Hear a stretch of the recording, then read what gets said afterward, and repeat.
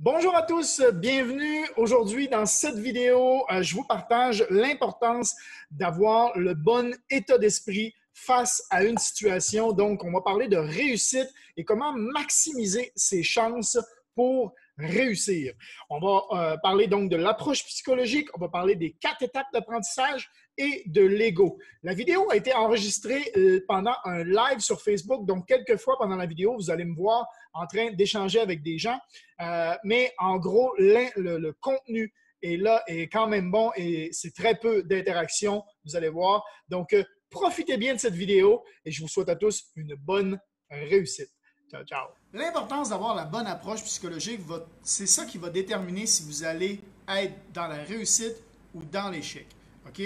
Et notre mental, il est très, très fort.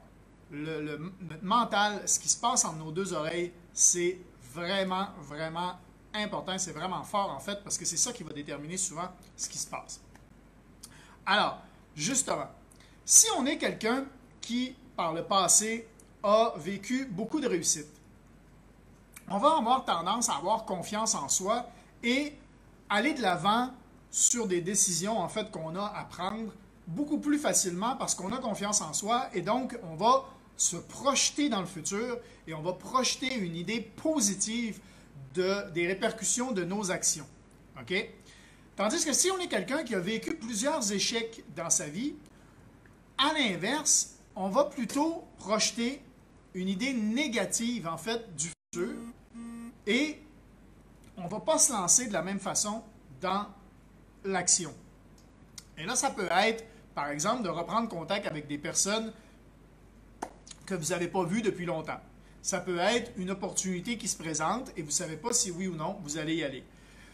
Ça peut être un coup de fil pour un emploi que vous avez à faire ou aller postuler pour un emploi et vous posez la question si vous allez y aller ou pas. OK? Salut Stéphanie. Donc, c'est vraiment... En fait, tout va dépendre de la projection que vous allez avoir au niveau du futur. Puis on est d'accord que le futur n'existe pas. Que ce soit positif ou négatif, il n'existe pas encore. Donc, c'est vous qui allez projeter un peu, justement, qu'est-ce qui va arriver, OK, sur votre futur. Et si vous êtes quelqu'un qui a vécu beaucoup d'échecs, ben, vous allez...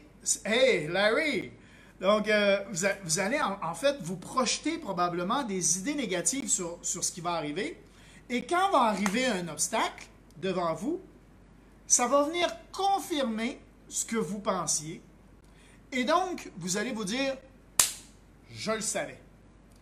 Je le savais. Fait que vous allez foncer dans votre situation, probablement avec peur, et probablement que vous allez justement vous projeter l'échec avant même de commencer et que face à la première difficulté, au lieu d'essayer de trouver des solutions, vous allez plutôt être dans la confirmation de vos peurs, en fait. Et vous allez vous dire, ah, je le savais que j'aurais pas dû.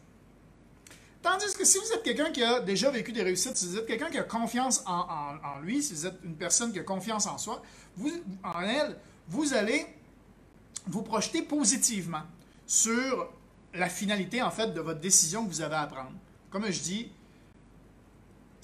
tout dépend de si vous avez peur du futur ou si vous êtes dans l'excitation du futur.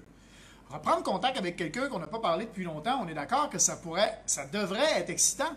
Mais si on a peur de la réaction de cette personne, parce que ça fait longtemps qu'on n'y a pas parlé, on va être dans l'hésitation et on va être dans la peur du futur, en fait, de ce qui n'existe pas encore.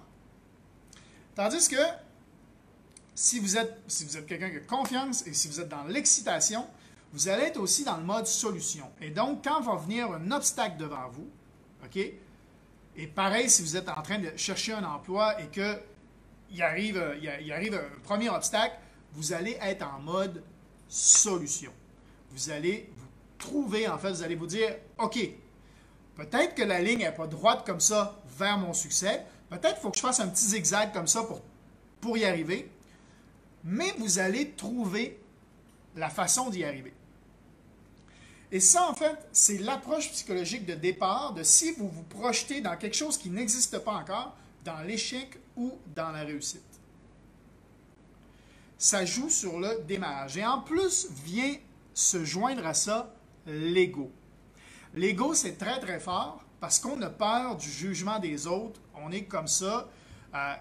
Quand on grandit, on se fait souvent dire « Attention à ce que les autres vont penser de toi. Fais pas ci parce que les autres vont te juger. » C'est tout le temps comme ça. Et ça nous est implémenté dès qu'on est jeune. Et à partir de ce moment-là, vu qu'on a ça d'implanté, si on se projette l'échec, on va se dire « Ah, mais si j'échouais, qu'est-ce que les autres vont penser de moi? » Et ça va rajouter encore plus de peur et encore plus d'hésitation. Merci pour les petits cœurs, merci pour les likes. Encore plus d'hésitation et encore plus de peur vers là où vous voulez aller, en fait. Tandis que si, on est d'accord que ça n'existe pas, là, le futur n'existe pas. Et si vous vous projetez dans la réussite, dites-vous la même chose. Posez-vous la question, et si je réussissais? Qu'est-ce que les autres penseraient de moi si je réussis cette fois-là? Qui je vais pouvoir impacter de par mon succès? Parce que c'est génial de réussir, mais c'est encore mieux d'en faire profiter d'autres personnes. Les gens qu'on apprécie, les gens qu'on aime. C'est encore mieux. Fait que si vous avez cette approche psychologique-là, cet état d'esprit, en fait, quand vous foncez vers quelque chose, ce bon mindset de confiance en vous et de vous dire « Et si je réussissais? » C'est le petit hack, en fait, dans votre état d'esprit que vous devez vous faire, au lieu de vous dire « Ah, mais si j'échouais? » Encore une fois. Ça, c'est souvent impacté par tous les petits échecs que vous avez eus dans votre vie. Tandis que si vous vous dites « Et si cette fois-ci, je réussissais? » Et là, ça va complètement changer votre état d'esprit. Comme j'explique justement avec l'équipe Réussir Ensemble, il y a 4 étapes dans tout apprentissage. Parce que moi, je suis d'accord que tout s'apprend. Il y en a qui ont un état d'esprit. Tu sais, il y a des personnes, ils ne vont pas se lancer vers quelque chose parce qu'ils disent « Mais de toute façon, moi, je ne suis pas bon là-dedans. » Et des fois, il n'y a même pas besoin d'être bon là-dedans, justement, pour réussir dans ce qu'ils vont foncer. OK? Mais ils ne vont pas y aller parce qu'ils vont se dire « Ah, mais de toute façon, je ne suis pas bon là-dedans. »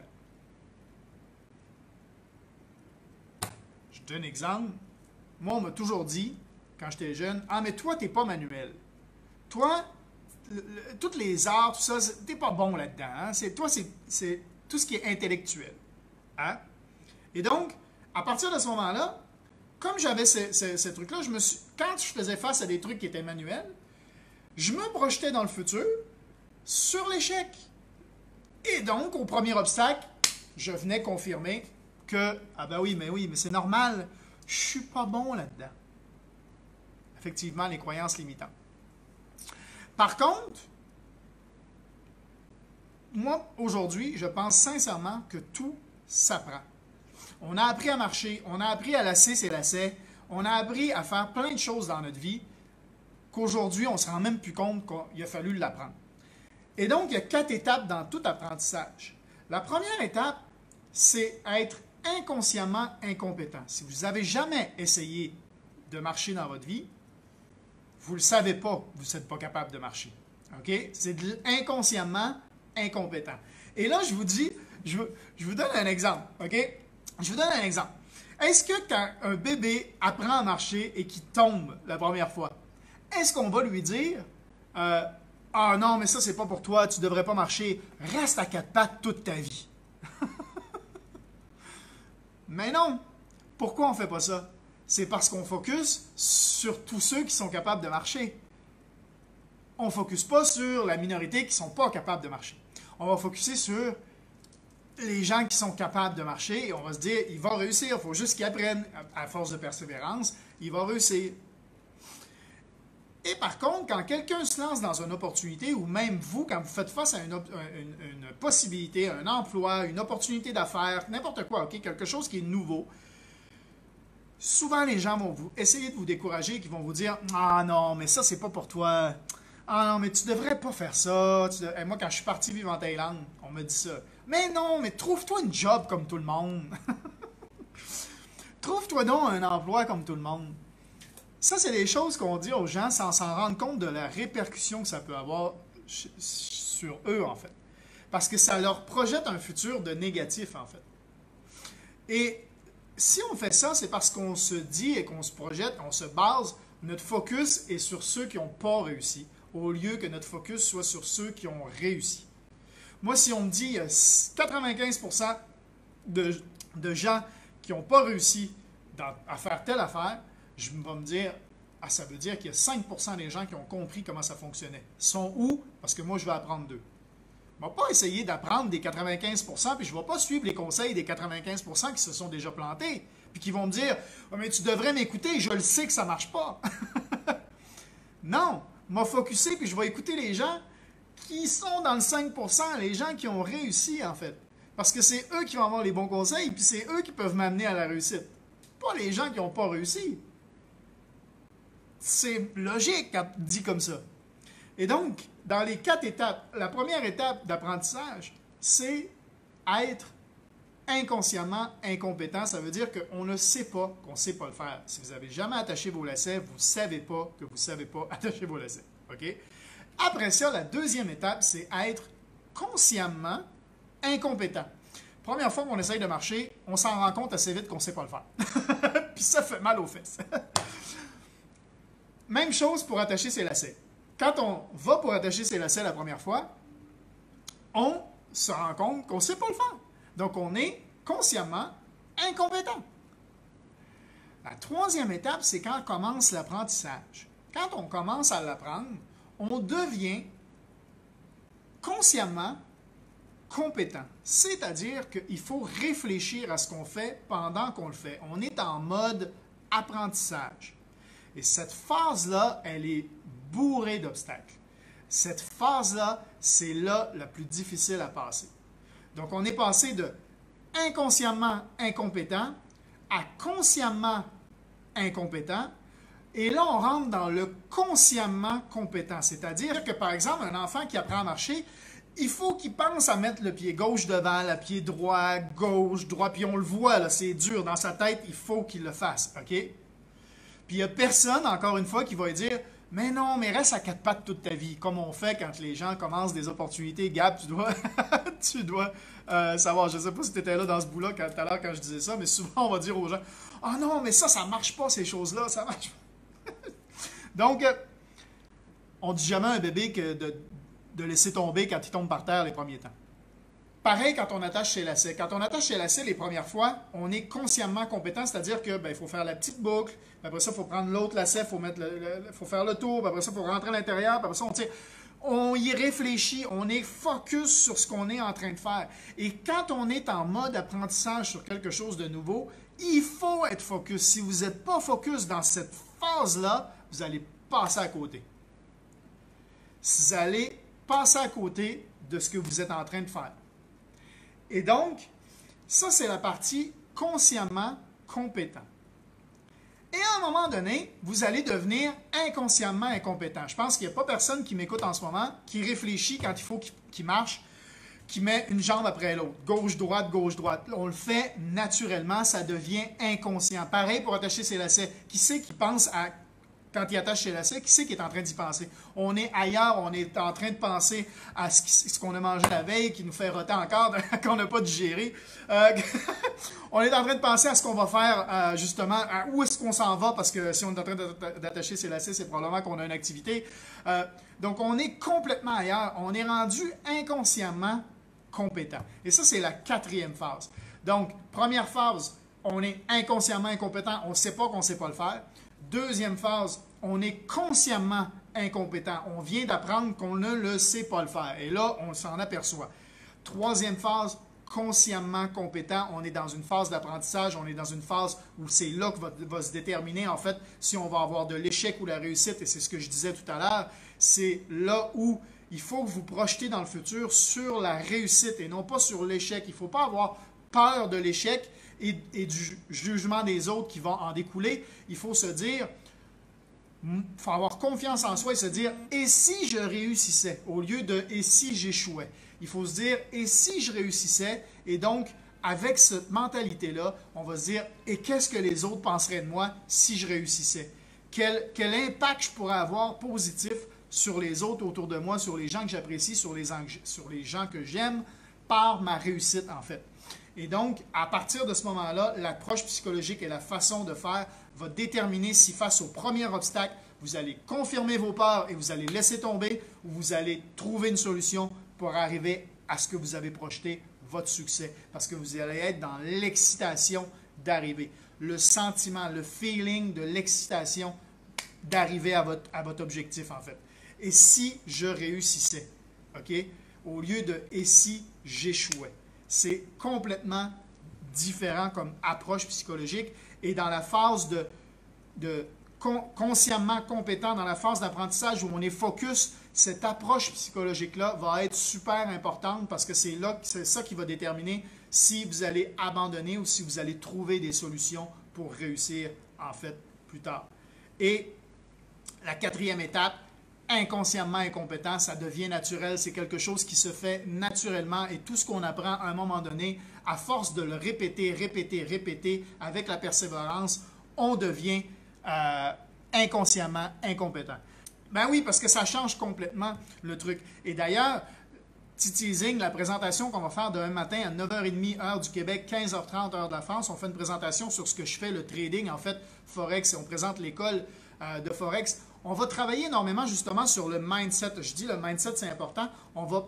Parce que c'est important l'approche que vous allez avoir. Et c'est super important d'avoir les bonnes attentes quand on commence quelque chose. Et je vais en parler demain. Les attentes, par exemple, quand vous allez au gym, Gab peut vous en parler. Si on vous dit quand vous rentrez au gym que vous allez ressembler à Vince Diesel au bout de 2 mois et qu'on vous montre dans le gym des gens qui sont comme ça et qu'on vous dit « mais vous allez y arriver, regardez, eux autres, ils y sont arrivés. Dans 2 mois, ça va être facile, vous allez être comme ça. » Il y a de fortes chances que quand vous allez arriver là, ça ne marche pas. Il y a de fortes chances qu'au bout de 2 mois, vous vous découragiez parce que vous n'avez pas eu les bonnes attentes au moment de commencer. Et c'est pour ça qu'avoir les bonnes attentes quand on se lance dans quelque chose, c'est super important. Et dans la présentation de notre école de trading demain, il n'y a personne qui va vous dire que vous allez être riche dans 2 mois parce que ce qu'on ne veut pas, c'est que vous vous découragiez au bout de 2 mois. OK? C'est super important d'avoir les bonnes attentes. Si on vous dit que les gens dans le gym, ça fait 2 ans qu'ils sont là et qu'on vous dit si tu veux ressembler à ça, il faut mettre les efforts, il faut travailler assez longtemps pour y arriver, bien, il y a des chances, il y a beaucoup plus de chances que tu y arrives dans ce cas-là, que tu y arrives à ton succès. Dans ce cas-là, parce que tu vas démarrer avec les bonnes attentes, tu vas avoir confiance en toi et tu vas te fixer en fait sur la réussite et sur « et si je réussissais ». Voilà le petit live. J'espère que vous avez aimé ça. J'espère que vous avez aimé la petite présentation, le petit live aujourd'hui. Je voulais partager ça avec vous. L'état d'esprit, l'importance de l'état d'esprit face à une décision qu'on fait. Ça peut être dans toutes les décisions. Reprendre contact avec un ami qu'on n'a pas parlé en fait depuis longtemps. On cherche un emploi, on veut aller déposer son CV, on hésite en fait. On fait face à une opportunité d'affaires ou quelque chose comme ça et on se pose des questions. Tout ça, c'est l'état d'esprit. Salut Julien. L'état d'esprit qui est important.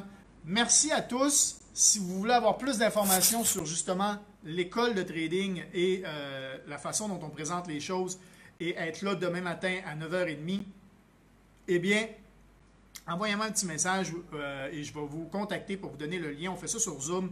Ça va être très, très bien. C'est sans engagement et au moins, vous avez l'information. Vous savez en fait qu'est-ce que c'est le trading et comment vous pouvez apprendre. Et est-ce que oui, ça prend ou non un gros montant pour commencer? Est-ce qu'il faut être bon en maths pour commencer? Est-ce qu'il faut avoir 8 écrans, passer 8 heures devant ses écrans pour faire du trading? On répond à tout ça. Vous allez voir qu'on démystifie tout ça et vous allez voir qu'il y a énormément de potentiel au trading. Je vous remercie beaucoup d'avoir été là et ayez le bon état d'esprit. Pensez à « et si je réussissais face à une situation », c'est vraiment ça qui va déterminer en fait votre réussite face à n'importe quoi. Je vous souhaite à tous Une excellente fin de journée si vous êtes le vendredi, une excellente journée si vous êtes déjà samedi quand vous regardez ce petit live. Puis on se dit à un prochain live. Ciao, ciao!